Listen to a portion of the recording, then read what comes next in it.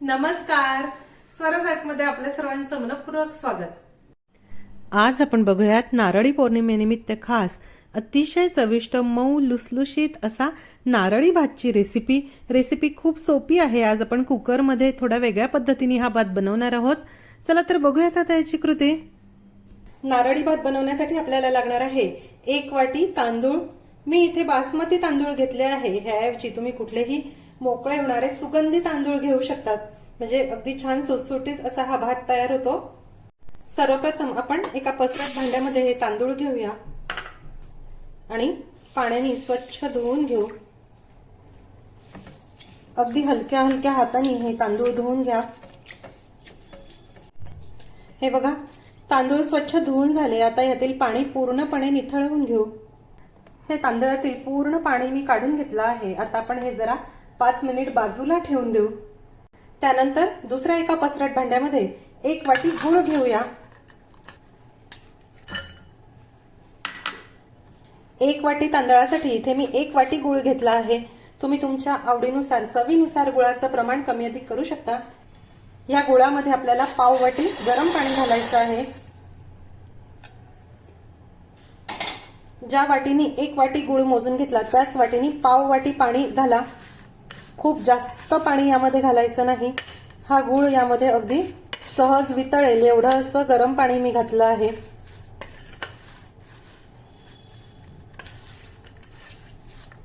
आता ह्या पाण्यामध्ये हा गूळ विरघळण्यासाठी आपण बाजूला ठेवून देऊ. अगदीच 2 टेबलस्पून किंवा पाव वाटी असं पाणी मोजून घ्या. बघा, खूप पाणी यामध्ये नाही. आता आपण भात करून घेऊ. त्यासाठी कुकरमध्ये मी 1 टेबलस्पून तूप गरम करायला ठेवलं आहे. साजूक गाईच्या तुपामध्ये जर तुम्ही हा नारळी भात केला तर त्याची चव अगदी अफलातून येते. आणि बाजूच्या गॅसवर 2 वाट्या पाणी देखील गरम करायला ठेवलं आहे. प्रत्येक तांदळानुसार पाण्याचं प्रमाण कमी अधिक होऊ शकतं, त्यामुळे तुमच्या नेहमीच्या तांदळाला जेवढं पाणी लागतं तेवढंच पाणी घाला. हे तूप गरम झालं की आता यामध्ये 4 लवंग आणि 1 छोटा दालचिनीचा तुकडा घालूया. आज आपण कुकरमध्ये हा भात करूया, त्यामुळे सारखं सारखं त्याला बघायची आवश्यकता नाही.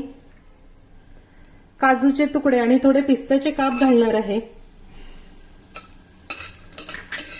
तुपावर आपण हे काजू आणि पिस्त्याचे काप देखील छान परतून घेऊ. तुम्हाला जर हे काजू पिस्त्याचे काप छान कुरकुरीत आवडत असतील तर तुपामध्ये तळून हे तुम्ही वेगळे ठेवू शकता आणि भात झाल्यानंतर शेवटी त्यामध्ये घालू शकतात. आमच्याकडे हे मऊ शिजलेले आवडतात म्हणून मी भातासोबत हे शिजवून घेणार आहे. आता यामध्ये धुतलेले तांदूळ घालू.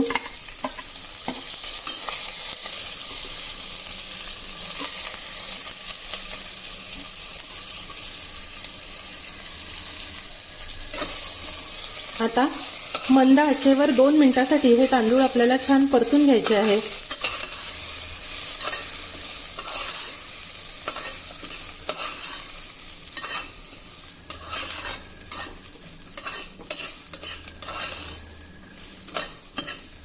बघा, 2 मिनिटांसाठी मी हा भात परतून घेतला आहे. आता यामध्ये आपण पाणी घालूया.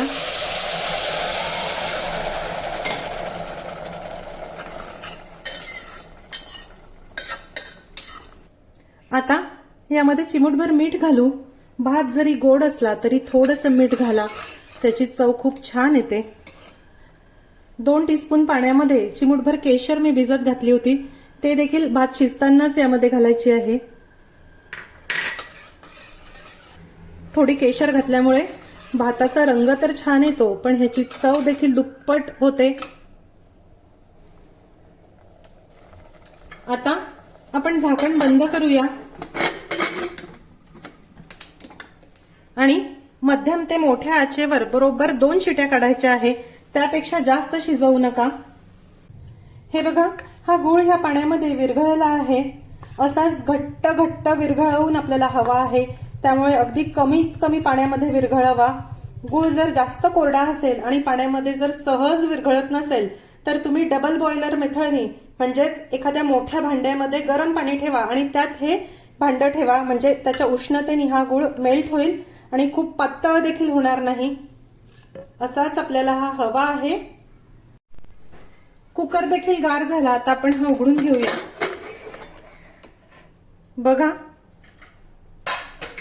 भात किती छान शिजला आहे.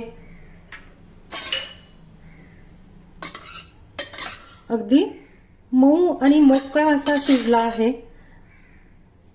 आता यामध्ये आपल्याला 1 वाटी खोवलेलं नारळ घालायचं आहे.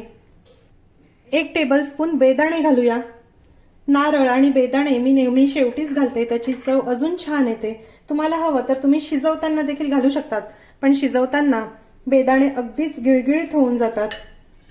आता हा जो वितळवलेला गूळ आहे हा आपण गाळणीने गाळून यामध्ये घालूया. म्हणजे गुळामध्ये जर काही कचरा असेल तर तो देखील निघून जाईल. गुळामध्ये जर तुम्ही सुरुवातीला खूप पाणी घातलं असतं तर इथे हा भात अजून जास्त ओलसर झाला असता. हा गुळ या भातामध्ये छान मिळून देखील यायला हवा आणि हा भात अगदी ओलसर देखील व्हायला नको, म्हणून असं कमी पाण्यामध्ये मी हा विरघळवून घेतला आहे. यामध्ये टेबलस्पून वेलची आणि जायफळाची पूड घालूया. जायफळाचा गुळासोबतचा स्वाद अगदी खूप मस्त येतो, त्यामुळे जायफळ आवर्जून घाला. पुन्हा 1 टेबलस्पून साजूक तूप घालणार आहे. सर्व साहित्य नीट मिक्स करू.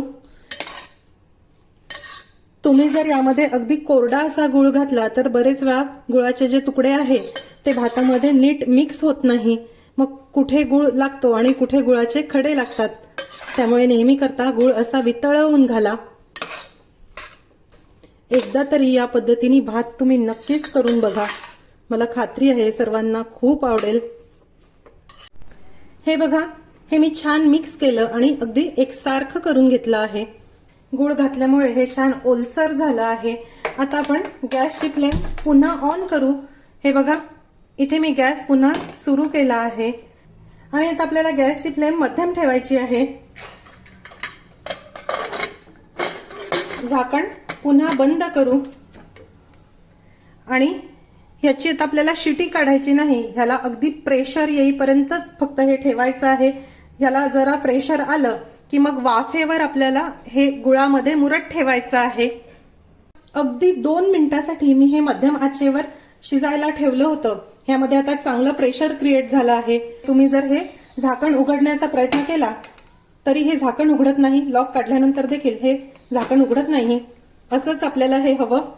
आता मी गॅस बंद केला. हे बघा, तुम्ही बघू शकता छान प्रेशर यामध्ये क्रिएट झाला आहे आणि यामध्ये जे प्रेशर आहे, जी वाफ आहे, त्या वाफेवरच आता हा गुळ ह्या भातामध्ये छान मिळून येईल. आणि हा गुळ मिळून येण्यासाठी आता आपण 10-15 मिनिट हा कुकर असाच बाजूला ठेवून देऊ. जरा 10-15 मिनिट झाल्यानंतर मग भात बघूया. हे बघा, आता आपण कुकरचं झाकण उघडून घेऊ. बरोबर 15 ते 20 मिनिटासाठी हा भात मुरला आहे. बघा, एक एक दाणा किती छान सुटसुटीत असा झाला आहे आणि गुळाचा पाक देखील यामध्ये अगदी मस्त विरघळला.